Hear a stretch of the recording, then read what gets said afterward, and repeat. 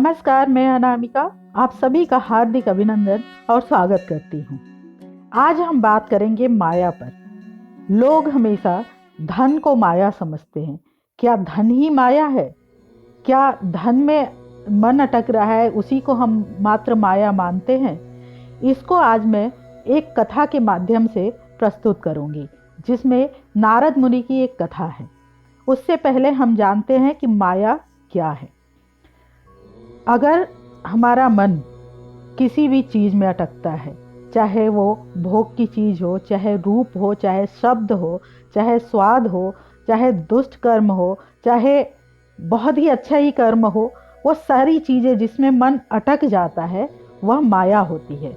और उसमें अटकने के बाद मन उसी के पीछे सिर्फ भागते रहता है।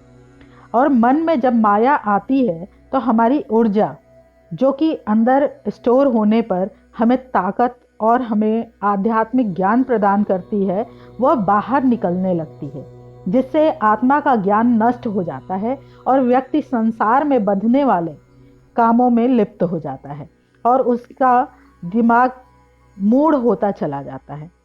तो इसलिए माया सिर्फ धन नहीं है, माया हर वह चीज़ है जिसमें हमारा मन अटकता है। अब आइए जानते हैं कि नारद मुनि की कथा क्या है माया को समझने के पीछे। एक बार की बात है, नारद मुनि ग्रंथों का अध्ययन कर रहे थे। उनकी नज़र माया शब्द पर पड़ी। यह शब्द पढ़कर उनकी समझ में कुछ नहीं आया। उन्होंने अपने मन में कहा कि यह माया क्या है? यह शब्द तो मैं पहली बार पढ़ रहा हूँ। अब तक मैं इस माया शब्द से अपरिचित था, लेकिन यह इस ग्रंथ में मिला है, इसका मतलब इस माया का कुछ अर्थ है जो मुझे समझना चाहिए। देवर्षि नारद ने माया शब्द का अर्थ समझने के लिए इस शब्द को बार बार पढ़ा। इस शब्द के आगे पीछे लिखे शब्दों को भी ध्यान में रखकर बार बार पढ़ा, लेकिन उन्हें ये माया शब्द का अर्थ समझ में नहीं आया। उन्होंने क्रोध में आकर उस ग्रंथ को बंद कर दिया और अपने मन में ही बोलना शुरू कर दिए कि आखिर ये माया है क्या। उन्हें इस शब्द का अर्थ समझ ही नहीं आ रहा था। जब उनको जवाब नहीं मिला तो वह कई ऋषि मुनियों के पास गए और उनसे माया शब्द का अर्थ समझने का प्रयास किया, लेकिन उन्हें संतुष्टि नहीं मिली। अचानक उन्हें भगवान कृष्ण की याद आई, जो भगवान विष्णु के अवतार हैं। वह मन ही मन सोचे कि अब द्वारिकापुरी चलकर ही भगवान से इस माया का अर्थ समझना पड़ेगा। देवर्षि नारद जी भगवान कृष्ण के भव्य महल पहुँचे। भगवान ने उनका बहुत ही आदर सत्कार किया और पूछा, मुनिवर क्या बात है? आपके मुखमंडल पर चिंता की लकीरें दिख रही हैं। आप किसी समस्या में हैं? आपको कोई सहायता चाहिए तो आप निसंकोच कहें, मैं आपकी पूरी सहायता करूंगा। तब नारद मुनि ने कहा, प्रभु आपने मेरे मन की बात जान ली। मैं आपके पास एक समस्या के समाधान के लिए ही आया था। भगवान कृष्ण ने कहा, कौन सी समस्या है जो आपको इतना बेचैन कर रही है? आप पूछिए, मैं उसका अर्थ जरूर बताऊंगा। तब नारद मुनि ने कहा कि मैं कई दिनों से माया शब्द के अर्थ को समझने का प्रयास कर रहा हूँ, लेकिन समझ नहीं आ रहा है। भगवान कृष्ण ने कहा, बस इतनी सी बात है। मैं अभी इस शब्द का अर्थ आपको बता देता हूँ, लेकिन इससे पहले आपको मेरे साथ कहीं चलना पड़ेगा। नारद मुनि ने कहा, इस माया शब्द के अर्थ को जानने के लिए मैं आपके साथ कहीं भी चलने को तैयार हूँ। भगवान कृष्ण और देवर्षि नारद जी दोनों एक साथ निकल पड़े।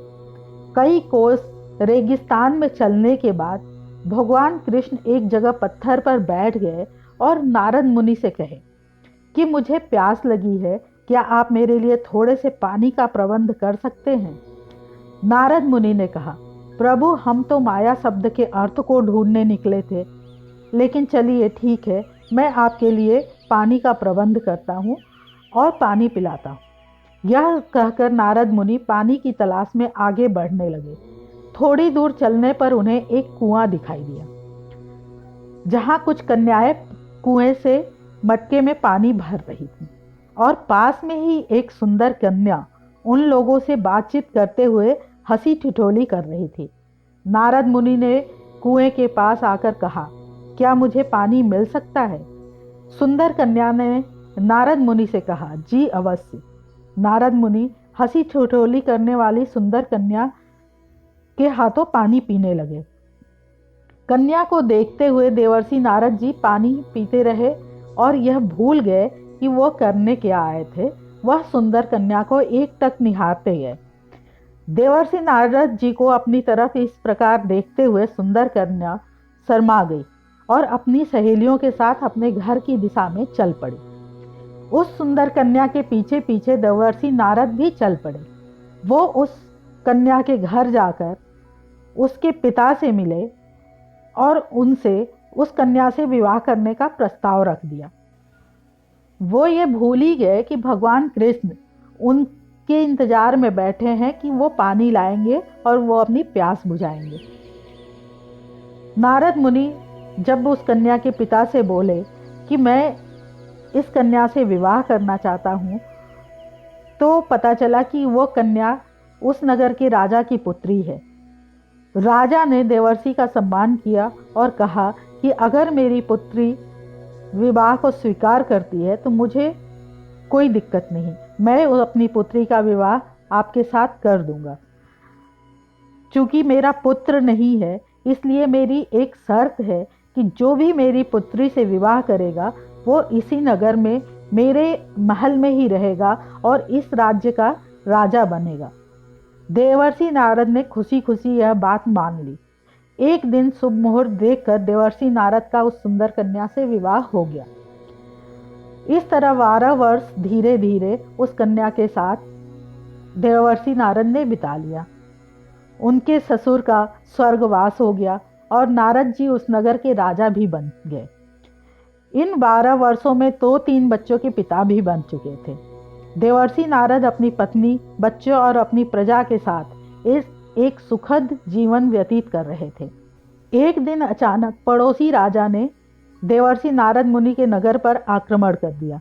चूंकि नारद मुनि को किसी भी युद्ध का अनुभव नहीं था, वो तो अपनी भक्ति में ही लीन रहा करते थे, इस कारण उनकी सेना पराजित हो गई। देवर्षि नारद को अपनी पत्नी और बच्चों से अधिक ही मोह था। इस कारण वह गुप्त मार्ग से छिपकर वहां से भाग निकले।